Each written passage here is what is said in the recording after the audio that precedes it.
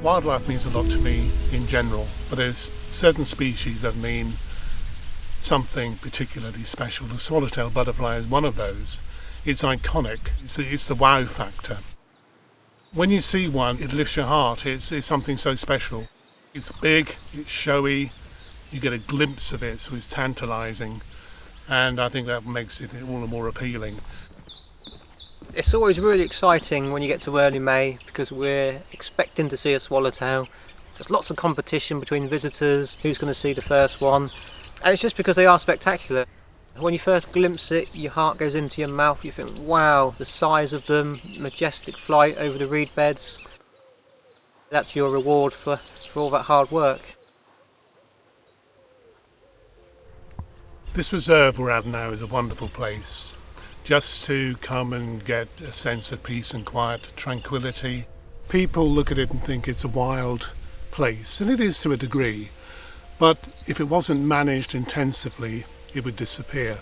That's all of the wetland areas, the woodland areas, the meadows, the whole thing. It looks wild, but it's not. It's a very good place to see the swallowtail butterfly, and it's a very vulnerable species. It only exists in the Norfolk Broads, and the larva only feeds pretty much on milk parsley. Salinity isn't good for it. It begins to wilt and die out, so potentially we could lose swallowtail populations.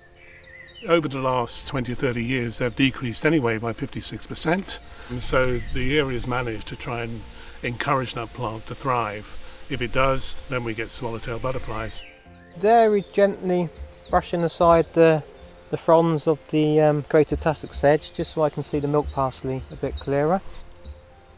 Oh yes, yeah, here's two. So here's the milk parsley fronds, and there's one swallowtail egg just here, tiny white pearl, perhaps a millimetre in diameter, and another one just here.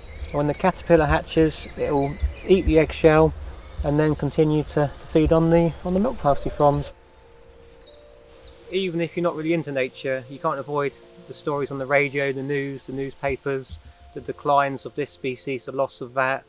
And so even from a young age I thought, well, what can I do? How can I help? People who pick a career in wildlife conservation tend to sacrifice a good wage, and as a warden you sacrifice your body a little bit as well. It's incredibly physically demanding, but the rewards are, well this, the abundance of wildlife, hopefully some increases in various wildlife populations. When you see swallowtails, Norfolk hawkers, all the birds, the breeding success, then you know that you've done a small bit to help wildlife in Norfolk.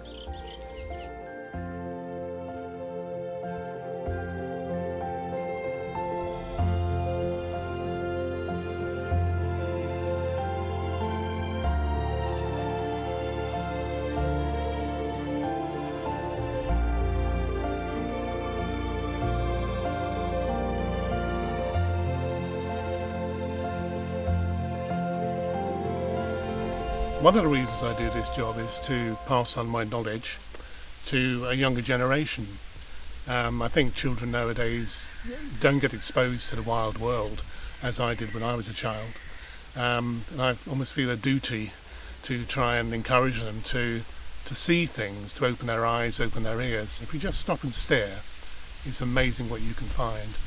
It's not all about mammals, and it's not all about birds. It's the whole thing all works together.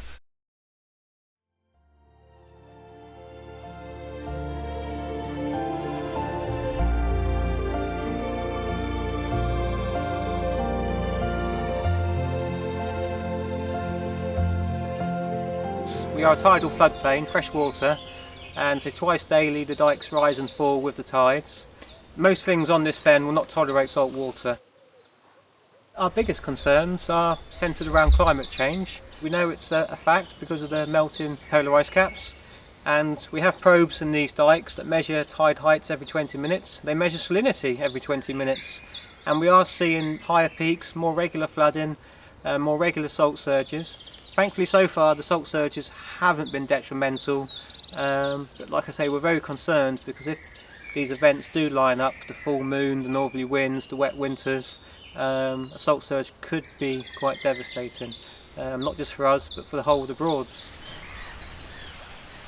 I think so many people haven't got that connection with nature nowadays, and I think that's a very important word actually, to connect with nature. We are part of it, it's not separate from us, and we need to connect with it to appreciate it fully.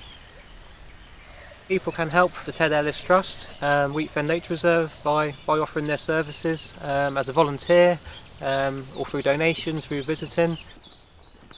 So if your local area, your local wildlife means something to you, join your local wildlife trust, and that will enable them to ensure places like this exist for generations to come.